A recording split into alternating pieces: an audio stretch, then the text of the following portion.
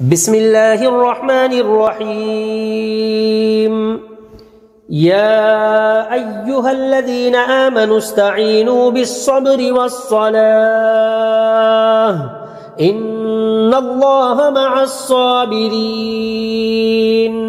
ولا تقولوا لمن يقتل في سبيل الله أموات بل أحياء ولكن لا تشعرون.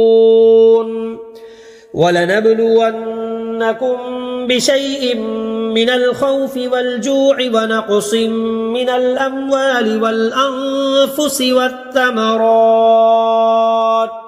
وبشر الصابرين الذين إذا أصابتهم مصيبة قالوا إنا لله وإنا إليه راجعون.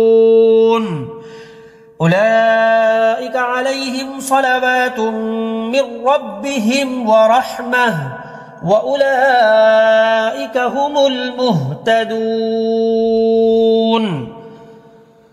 إن الصفا والمروة من شعائر الله فمن حج البيت أو اعتمر فلا جناح عليه أن يطوف بهما ومن تطوع خيرا فإن الله شاكر عليم. إن الذين يكتمون ما أنزلنا من البينات والهدى من بعد ما بيناه للناس في الكتاب أولئك يلعنهم الله ويلعنهم اللاعنون إلا الذين تابوا وأصلحوا وبينوا فأولئك أتوب عليهم وأنا التواب الرحيم.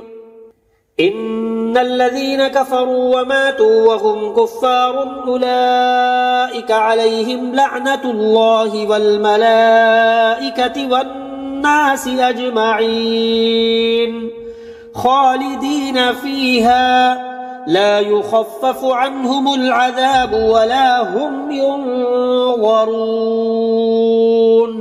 وإلهكم إله واحد لا إله إلا هو الرحمن الرحيم.